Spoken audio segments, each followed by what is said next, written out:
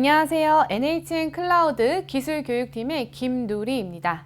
이번 시간에는 클라우드 핵심 기술인 오토스케일에 대해서 말씀드려 보도록 하겠습니다.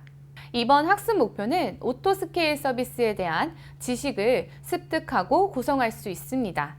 또한 오토스케일 서비스에 대한 사용 범위와 활용법을 숙지하실 수 있습니다. 오토스케일은 인스턴스의 부하 또는 장애 등과 같은 상황을 대비하여 지속적으로 모니터링하여 필요한 경우 인스턴스를 확장하거나 축소할 수 있도록 하는 클라우드 핵심 기술입니다. 또한 개별 인스턴스에 네트워크 단절 등의 장애가 발생하면 자동으로 새로운 인스턴스를 생성해 장애가 발생한 인스턴스를 대체할 수 있습니다. 오토스케일을 통해 부하와 장애에 실시간으로 대응하여 안정적이고 탄력적인 사용자 서비스를 제공할 수 있습니다.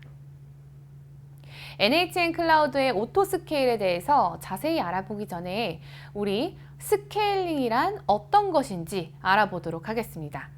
스케일링이란 어떤 것일까요? 인스턴스 혹은 컴퓨팅 파워를 확장하는 것을 스케일링이라고 합니다.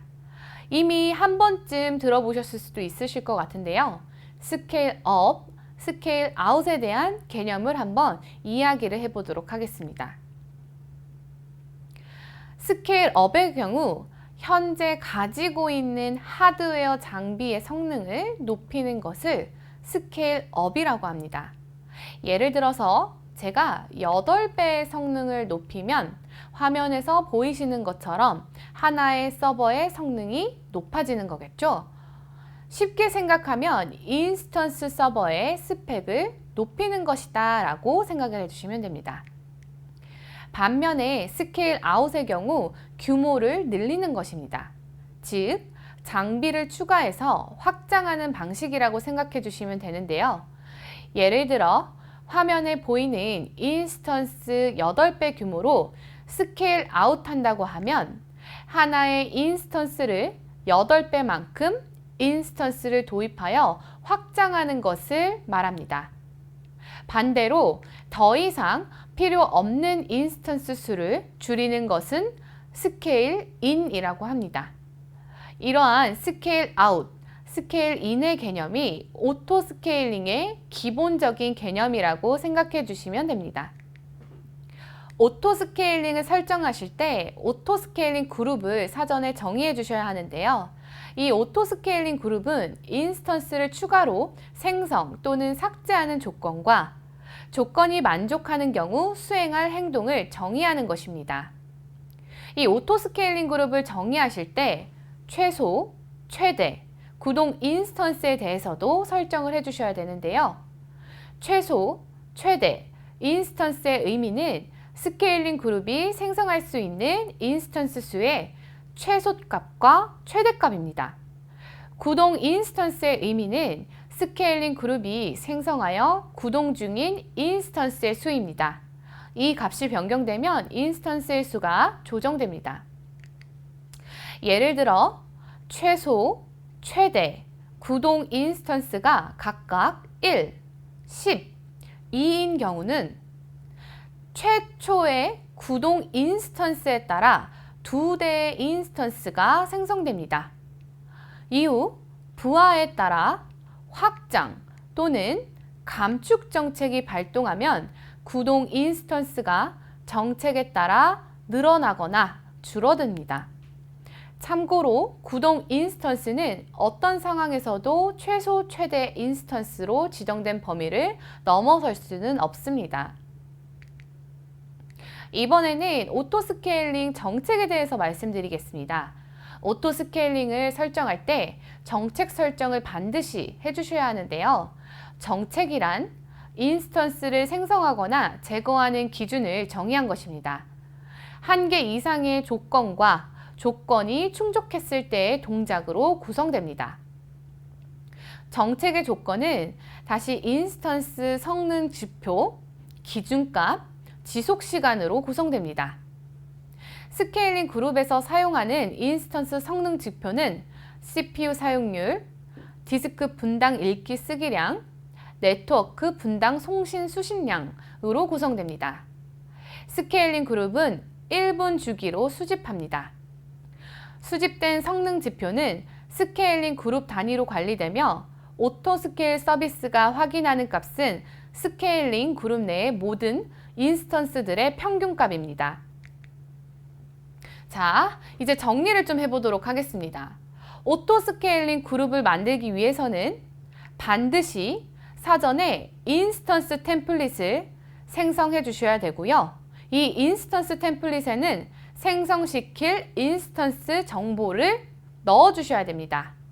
그리고 오토스케일링 그룹에 정책 설정을 한 후 오토스케일링을 생성하게 되면 구동 인스턴스 정의에 의해서 2대의 인스턴스가 생성될 겁니다.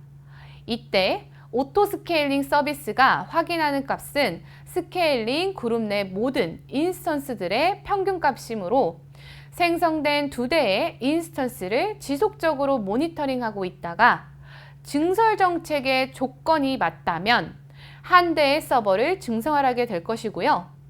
2대에서 3대로 일을 하다 보면 부하가 분산되어서 어느새 감축 정책을 만족하게 될 텐데요. 이때 감축 정책이 발동하면 가장 오래된 인스턴스부터 중지하게 됩니다. 자, 인스턴스부터 오토 스케일링까지 모두 다 수강해 주셨다고 생각하고 있는데요. 지금까지 컴퓨트 상품군의 주요 서비스에 대해서 알아보았습니다. 이번에는 컴퓨트 상품군에 대한 퀴즈를 풀면서 정리해보는 시간을 가지도록 하겠습니다. 해당 문제는 이미지에 대한 문제인데요. 이미지 기능을 떠올리면서 한번 풀어보시면 좋으실 것 같습니다.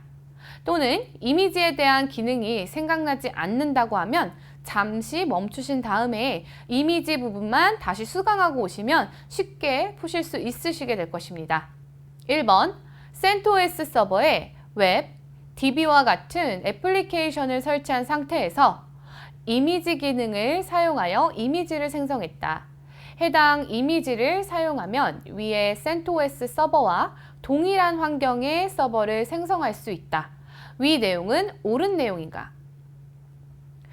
이미지는 NHN 클라우드에서 제공하는 퍼블릭 이미지를 토대로 사용자가 사용하는 서비스나 애플리케이션에 맞게 새로운 애플리케이션을 설치하거나 각종 운영체제 설정을 변경할 수 있다고 하였습니다. 그렇다면 해당 문제의 정답은 5입니다. 따라서 1번이 정답이 되겠습니다.